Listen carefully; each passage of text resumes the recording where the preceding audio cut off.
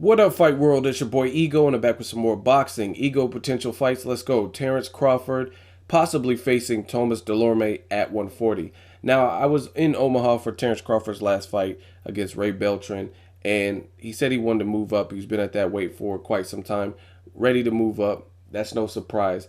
Initially, I reported and made a video that they were thinking about making a fight with Chris Algieri, and the reception on that video was overall pretty well. Like, a lot of people left comments like, oh, it's a good matchup, chess match, and stuff like that. This is what throws me with boxing fans. Now, keep in mind, this fight with Thomas Dulorme is not set in stone, but it's likely to happen in April. And some of y'all motherfuckers are just really fickle. Like, I can't figure out. I know some people, if it's not two big names, then they don't give a fuck anyway because they're not that type of boxing fan. So I get those people. You know what I mean? They're just kind of watch it. They watch the big events, the Pacquiao's, Mayweather's, Cotto's. Cool.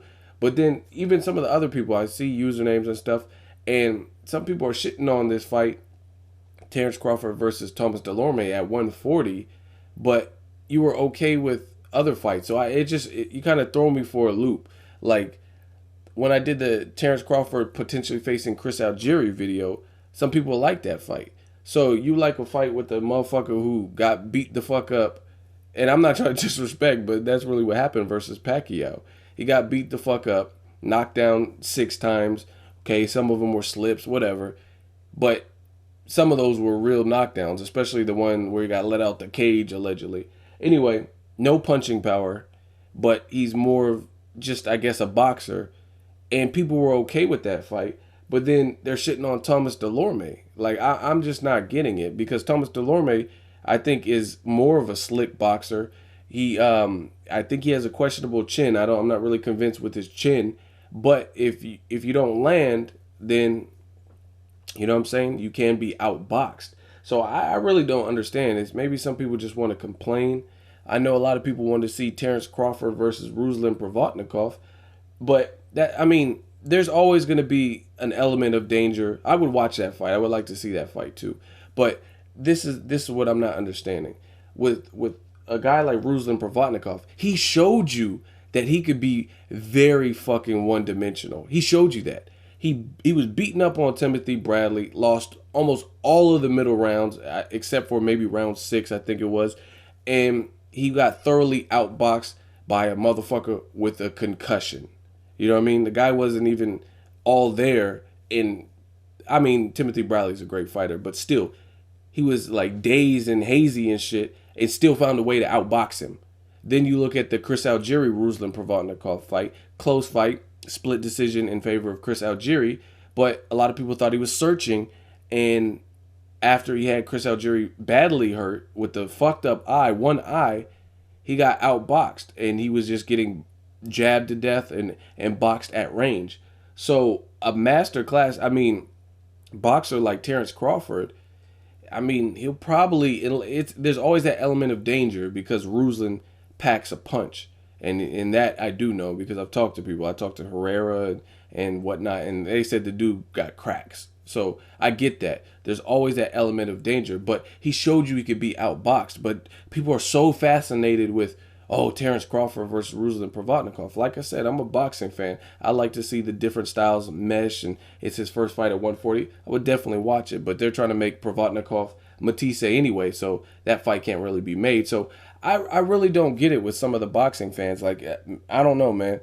Thomas Dulorme, I think, is a very solid test, especially he won his last fight. I thought he fought in halves. I think he looked better in the first half, and then Hank Lundy came on strong with the insistence of his corner. Barry Hunter was on his ass, and he picked it up, but he still lost that fight, and Thomas Dulorme won via split decision, and he's on a win streak. I think his last loss was to Luis Carlos Abregu. He got stopped in that fight, but that was his first defeat, and he dropped down to 140, and he beat guys like Kareem Mayfield. He beat Hank Lundy. He beat DeMarcus Corley. So, for a guy's first fight at 140, I think this is definitely a solid test. Again, Thomas Dulorme, he's pretty tall for his division. He's pretty slick. He's quick. He has power. He has more power than like a Chris Algieri, but some people were okay. I don't know what it is. Maybe it's like Chris Algieri's height. People were like so like fixated on his height. Oh, he's tall. Yeah, but he's tall with no power. And I don't even think he's as slick of a boxer as a Thomas Dulorme. So again, some fans throw me for a loop because I really don't know what they're looking for. They were okay with Chris Algieri, but they hate Thomas Dulorme as an option. Even though Chris Algieri lost his last fight, Thomas Dulorme won his last fight and beat Kareem Mayfield. But you know, that's neither here nor there. So I just don't get it. I think this is a fair, solid test for Terence Crawford, who's moving up in weight. Two boxers, and eventually, you know what I mean, if Ruslan fights and Matisse fight, maybe Terence Crawford could face the winner of that fight. Some of you guys, I just feel, aren't realistic at all. Like, you want a person to move up. They can't even acclimate. Even though he fought 3 times last year, he went to Scotland or whatever to fight Ricky Burns, took the title off him, came back, defended his title against an undefeated Olympian named Yuriorkis Gamboa, who's athletic as hell, fast as hell, has power, and he dealt with adversity, had to switch to southpaw, and then he ended up getting the stoppage and beating up on Gamboa. Then he came back against a tough Manny Pacquiao, longtime sparring partner, in Ray Beltran, who has power, who has that seek and destroy type of style, who's been on the wrong side of decisions against Ricky Burns and Sharif Bogaray, etc. And he did that. So, I mean, for his first fight, this is not, I don't know what some people are thinking. They're acting like this is just the easiest fight. It's like a give me fight. It's really not. We don't even know where Terence Crawford. There's a lot of, I could think of countless fighters who moved up one division and their power did not look the same. Broner being one of them. I think Broner's power was way more impressive at 35 than it is at 40 or at 47. Maybe he moved up too quick and he has to develop it or whatever. But you have to take things like that into consideration when you view boxing. So I think this is a fair test. I think Thomas Dulorme is a good fighter. Again, I think his chin is a bit questionable, but you're talking about a guy who was in a lower division coming up versus, yeah, Thomas Dulorme had trouble with Luis Carlos Abregu, an Argentine that can crack at 47.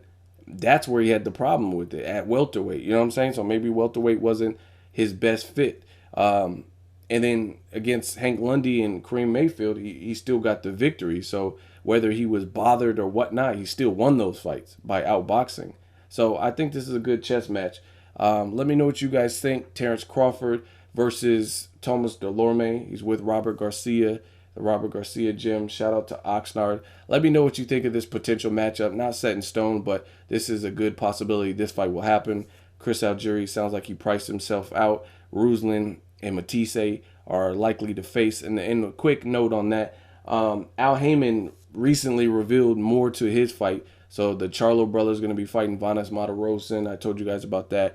Gary Russell Jr. is going to be facing Johnny Gonzalez on the same date. So I don't know if Lucas Matisse versus Ruslan Provatnikov is actually going to happen on March 28th now because of the Al Heyman shit that just got announced. So I don't even know if that fight's done, but there's a strong possibility the dates may switch. So just to give you guys that little bit of update, drop me a comment. Let me know what you guys think. Crawford versus Dulorme. Love it, hate it, why? Drop me a comment. Let me know what you guys think. Make sure you like my video as always. Hate, comment, and subscribe. Till next video is Ego signing off.